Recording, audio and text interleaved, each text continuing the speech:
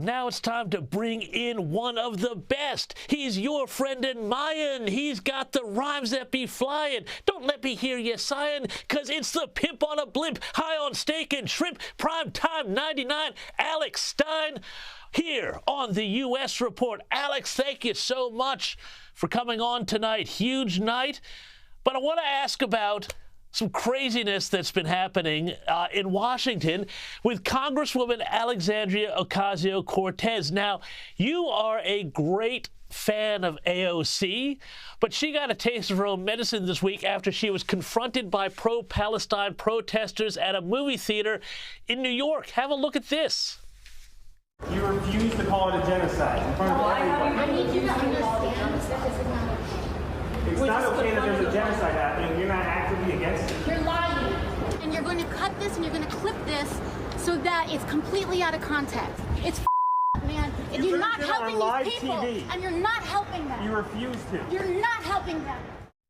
To Alex Stein, they're just doing, these protesters are doing what she told them to do, because in a tweet from 2020, when she was encouraging voters to engage in uncomfortable protests to advocate for climate change, she said that people should go and take discomfort with the status quo and advocate for concrete policy changes and essentially get up in people's faces.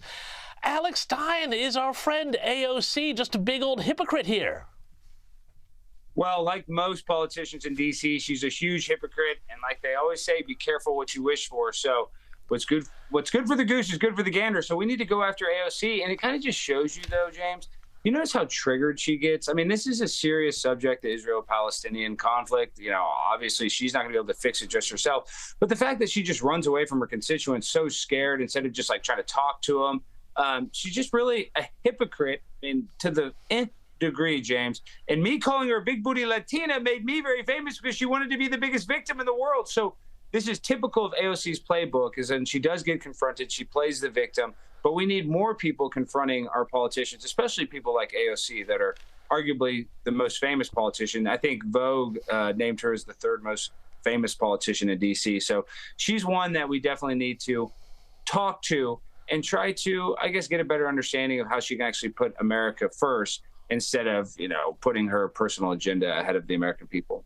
But, Alex, you're such a great advocate of doing something that I think, you know, the right has often forgotten how to do, which is to use A, humor, and B, some of this direct confrontation, which is something that the left has been very, very good at. You know, more broadly, beyond AOC, do conservatives in general miss a trick, miss a big opportunity here when they decide to be, oh, we're going to be very serious and talk about the policy and stuff like that, rather than, you know, engage with this sort of almost performative street theater that creates targets for people to rally around and also, you know, says to people, hey, conservatives aren't just a bunch of, you know, old guys hanging around the golf club bar. No, James, you're exactly right. I mean, modern day conservatism needs to change from, I guess, just like the country club people, the good old boy, even though it is the, you know, GOP. So I guess that makes sense. We do want some traditionalism. But at the same time, I think that we need to have a populist movement that helps the American people, because I would say that more people would identify as conservative than they even realize, because people, they don't even know their own politics. Here in America, most people don't even know who Kamala Harris is. So when you're asking people to, like, you know, pick a side, people don't even really know what side to pick. So when you're a conservative and you're pearl clutching, we want to be more open and want to use different tactics, kind of like Saul Alinsky's rules for radicals. We do need to use some of the left's tactics that they're doing, that they're so successful with, and not be afraid to do it because we think that we're holier than thou or we're better than the left. We need to probably use the same tactics they're using if we want to have the success and have a political bright future instead of a dark nightmare.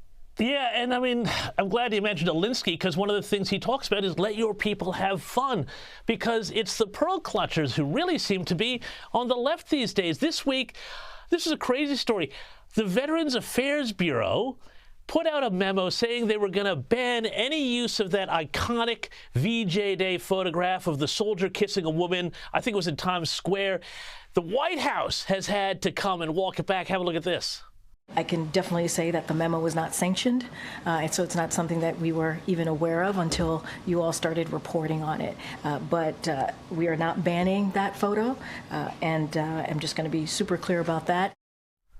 But I mean, like, this is the sort of thing that keeps happening again and again on the left. It's like, oh, we can't let people see somebody kissing because it could be non-consensual or sexual assault on the day that, we won World War II.